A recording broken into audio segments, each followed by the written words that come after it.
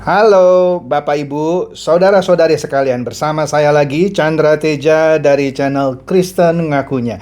Channel yang membahas kekristenan yang murni, terbebas dari klinik dan pemahaman yang melenceng. Bagi Anda yang belum subscribe channel saya, silakan subscribe channel saya. Tekan loncengnya agar Anda dapat notifikasi setiap kali saya mengupload video-video saya. Oke, pada kesempatan kali ini tentunya saya akan membahas sebuah topik yang menarik lagi, yaitu mengenai doa-doa yang kurang ajar. Loh, memangnya ada Pak doa-doa yang kurang ajar? Oh ada. Ada. Bahkan sering dimintakan, bahkan dipanjatkan oleh pendeta. Iya, loh. Yang benar Pak, lah benar. Makanya dengarkan video ini sampai habis supaya Anda mengerti apa yang saya maksud dengan doa-doa yang kurang ajar. Mempermainkan Tuhan. Ya.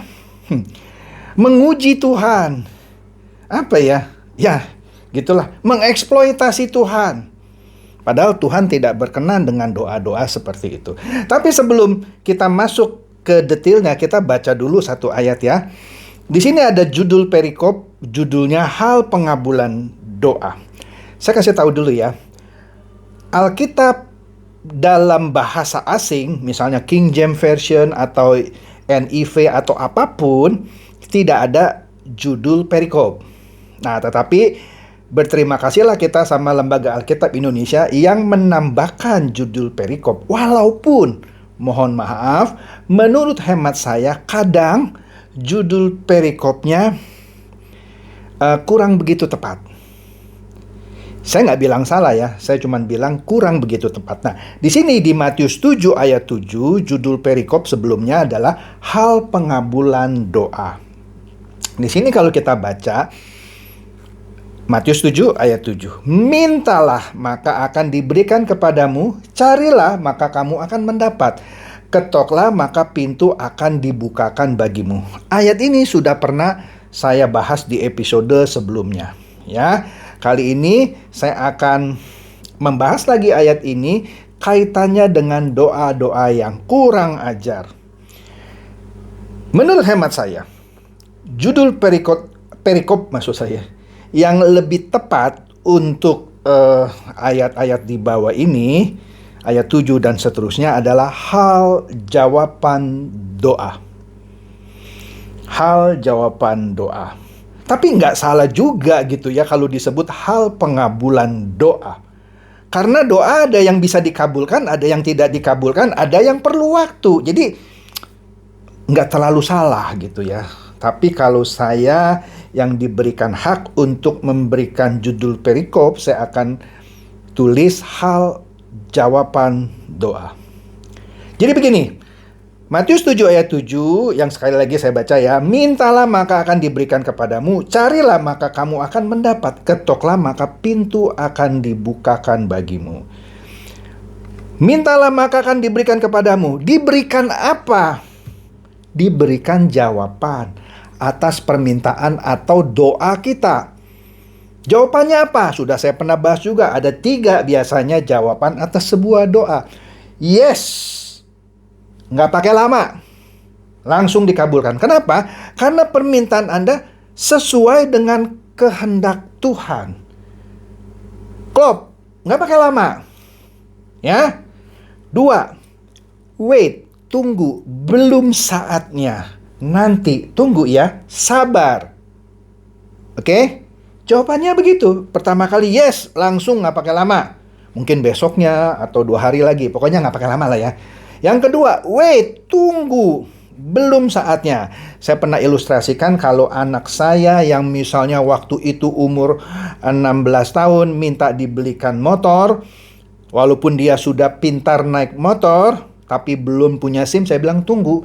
Nanti ketika usiamu 17 tahun, buatlah SIM dulu. Setelah lulus, baru dibelikan motor. Itu pun kalau kamu dengar-dengaran pada saya, misalnya. Itu, maka Bapa di surga juga sama. Nggak akan sembarangan ngasih atau mengabulkan doa kita kalau belum waktunya. Oke? Itu yang tunggu, wait. Yang ketiga, no. Kenapa? Karena permintaan Anda tidak sesuai dengan kehendak Tuhan. Misalnya, Anda minta suami Anda nih yang cerewet, yang pemarah, segera dipanggil Tuhan supaya Anda bebas. Nah, itu doa yang pasti jawabannya no. Atau kebalikannya lah, Anda minta istri Anda yang cerewet ini segera dipanggil Tuhan supaya Anda bisa kawin lagi. Maka itu jawabannya pasti no. Oke? Carilah maka kamu akan mendapatkan, mencari jawaban. Ketuklah maka pintu akan dibukakan bagimu. Pintu ini berbicara mengenai Tuhan Yesus. Kalau kita ketuk, maka Tuhan Yesus akan membuka jalan, dalam hal ini memberikan jawaban. Kira-kira begitulah ya, nggak usah detail lagi lah ya. Jadi intinya, doa itu bisa langsung dijawab yes, atau wait, tunggu dulu, atau no sama sekali. No ini adalah kalau permintaan Anda jelas-jelas tidak sesuai dengan kehendak Tuhan.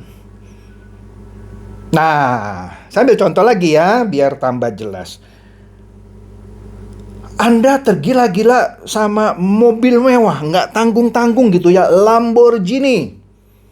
Yang harganya beberapa miliar itu ya. Tapi Anda belum punya pekerjaan. Anda pemalas, cuman halu, pemimpi. Diajakin bisnis sama orang, ternyata bisnisnya juga money game Ponzi, yang katanya bisa memberikan keuntungan cepat gitu ya. Padahal uang Anda dimakan. Tapi Anda berdoa, Tuhan, dalam nama Tuhan Yesus, saya minta Lamborghini menjadi milikku 3 bulan lagi. Loh, padahal Anda malas. Yang Anda jalankan juga bisnis money game Ponzi. Anda minta, ya Tuhan ketawa gitu. Jangankan Tuhan, malaikat juga ketawa gitu. Minta apa sih kamu? Kerja yang benar gitu ya. Kalau belum bisa beli Lamborghini, beli sepeda motor dulu. Gitu. Maka kalau Anda seperti ini minta Lamborghini, maka Tuhan bilang no. Oke, bukan milikmu. Saya bukan bilang Anda tidak boleh berdoa minta Lamborghini. Kalau Anda memang pengusaha ya, yang memang punya uang, tanpa Anda berdoa pun Anda bisa beli itu Lamborghini. Iya. Anda mau beli apartemen mewah. Kalau memang Anda sultan, uang Anda tidak berseri, sebut saja, Anda nggak usah berdoa pun, Anda tinggal beli itu apartemen mewah. Tapi kalau Anda kerja baru masuk, gaji cuma 5 juta sebulan, Anda berdoa sama Tuhan minta apartemen mewah, jangankan Tuhan, malaikat pun tertawa. Oke, maka jawabannya adalah no. Nah, inilah sudah saya mulai masuk ya, doa-doa yang kurang ajar. Kemudian apa lagi? Misalnya, Anda punya kerabat, orang tua atau orang dekat dah gitu ya, yang usianya misalnya sebut saja sudah 99 tahun. Kemudian kena penyakit, waduh, yang kompleksitasnya tinggi. Kombinasi kanker, radang pembuluh di otak, kemudian banyak dah. Yang kalau menurut dokter misalnya, ini sudah tidak ada harapan. Ya, sudah tidak ada harapan. Kemudian dokter juga sudah bilang otaknya sudah rusak. Kalaupun dia sembuh, dia tidak bisa kenal siapapun. Dan saraf-sarafnya sudah tak berfungsi. Kalaupun dia sembuh, tidak bisa bergerak. Jadi kalau dia sembuh pun merupakan suatu siksaan bagi dirinya. Kemudian Anda, karena ada kata-kata tak ada yang mustahil bagi orang yang percaya, Anda doa dengan ratusan orang, ya, minta orang tua ini disembuhkan. Saya bukan bilang Anda tidak boleh berdoa untuk kesembuhan seseorang. Kalau orang sudah usia 99 tahun, seluruh saraf-sarafnya sudah rusak, Anda tetap silakan berdoa, tapi jangan berdoa dengan teriak-teriak dalam nama Tuhan Yesus, bilur-bilurnya menyembuhkan. Tak ada yang mustahil bagi orang percaya, sembuh. Anda akan diketawain gitu. Sekali lagi ya, saya tidak bicara Anda tidak boleh berdoa untuk orang sakit. Silakan, tapi kalau untuk hal seperti ini, katanya orang Kristen mati masuk surga. Ini sudah tinggal mati, katanya tinggal masuk surga, Anda minta supaya jangan mati. Beda ceritanya kalau Anda punya anak yang masih umur 10 tahun gitu ya. Aduh, masih punya harapan hidup, tapi Tuhan kasih penyakit gitu ya. Masih masuk akal gitu ya. Loh kok Bapak membedakan sih anak yang usia 10 tahun yang sakit kira-kira begini dengan orang yang sudah tua? Lah kalau saya diminta untuk mendoakan orang yang umur 99 tahun yang sudah puas hidup, saya cuma minta berdoa, Tuhan berilah yang terbaik buat orang tua ini. Karena kita tahu kalau orang tua ini misalnya sembuh pun dia akan merepotkan semua orang. Kita tidak minta Tuhan untuk cabut nyawanya. Kita minta Tuhan berikan yang terbaik. Siapa tahu Tuhan tetap mau menyembuhkan, mujizat terjadi. Tetapi dalam pengalaman-pengalaman yang sudah pernah saya hadapi, orang yang sudah seperti ini biasanya ya 99% pasti dipanggil Tuhan. Beda memang ada mujizat tertentu yang tetap Tuhan bisa kerjakan, tetapi sekali lagi bukan kita paksa Tuhan untuk tadi menyembuhkan. Maka dari itu sekarang kalau saya berdoa kepada Tuhan, oke, saya bisa saja minta Tuhan untuk berbelas kasihan, menyembuhkan, mengangkat penyakitnya. Tetapi semua itu tetap saya kembalikan ke tangan Tuhan, kedaulatannya. Saya tidak mencoba memaksa Tuhan dengan pakai ayat-ayat dengan bilur-bilurnya pasti sembuh. Lah Tuhan saja belum memastikan dia pasti sembuh, tapi Anda berdoa di banyak orang, Tuhan pasti akan sembuhkan. Kemudian orangnya mati. Kemudian Anda berdoa lagi supaya Tuhan bangkitkan orang ini. Karena di Alkitab ada cerita, ada orang mati bisa dibangkitkan. Dan Anda pakai cerita di Alkitab itu, di dalam doa ada yang mustahil bagi orang yang percaya.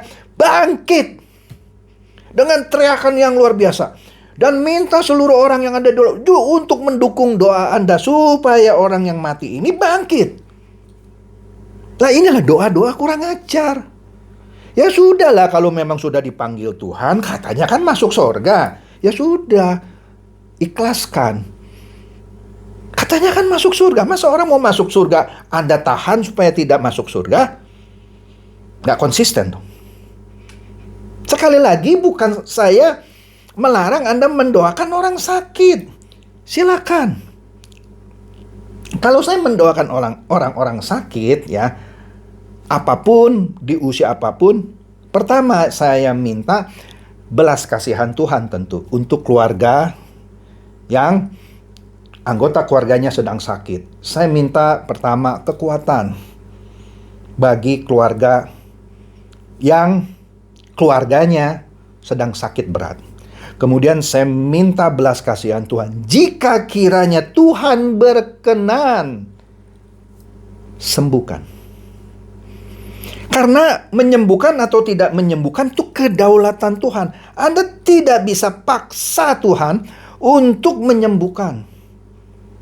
Bukan tidak boleh minta doa untuk kesembuhan, tapi semuanya itu harus didasarkan ya. Satu, kalau saya minta belas kasihan Tuhan. Dua, jika Tuhan berkenan. Tiga, saya tambahkan lagi, berikanlah yang terbaik. Kalau Tuhan pikir menyembuhkan dan terjadi mujizat, itu ada yang terbaik, kerjakanlah Tuhan. Tapi kalau Tuhan bermaksud lain, misalnya sudahlah orang ini sudah cukup hidup, usianya sudah 99 tahun, itu sudah bonus. Karena Mazmur bilang usia orang itu kan 70 tahun, selebihnya penderitaan. Ya sudah, daripada menderita di dunia, saya panggil pulang. Jadi mintalah sesuai kehendak Tuhan dan yang terbaik yang Tuhan mau berikan. Jangan paksa pakai segala ayat. Bilur-bilurnya menyembuhkan. Bilur-bilurnya Tuhan Yesus bukan menyembuhkan penyakit. Tuhan Yesus masih hidup tanpa bilur-bilurnya juga menyembuhkan banyak penyakit. Bilur-bilur itu untuk menyembuhkan penyakit yang namanya dosa. Bukan semua penyakit Anda doakan dengan bilur-bilurnya. Itu juga doa yang kurang ajar. Karena kenapa? Kan bilur-bilurnya menyembuhkan, betul, menyembuhkan dosa. Karena bilur-bilurnya dengan itu dia menebus dosa manusia. Akhirnya kan dia mati di kayu salib. Bukan bilur-bilur itu hanya untuk menyembuhkan penyakit. Kok rendah banget ya bilur-bilur Tuhan Yesus hanya untuk menyembuhkan penyakit. Sebelum dia punya bilur-bilur, dia sudah menyembuhkan banyak orang sakit. Jadi maksud ayat bilur-bilurnya menyembuhkan itu menyembuhkan penyakit dosa. Jadi jangan sembarang pakai bilur-bilurnya pasti menyembuhkan. Kemudian pakai lagi, bangkit. Nah inilah doa-doa yang kurang ajar. Satu, memaksa Tuhan. Memaksakan kedaulatan Anda ketimbang menyerahkan itu semua kepada kedaulatan Tuhan. Tak ada yang mustahil. Pokoknya segala macam dah. Berapa banyak Anda sering mendengar doa seperti itu? Itulah doa-doa yang kurang ajar. Maka dari itu, mulai sekarang ketika Anda berdoa, selalu utamakan kedaulatan Tuhan.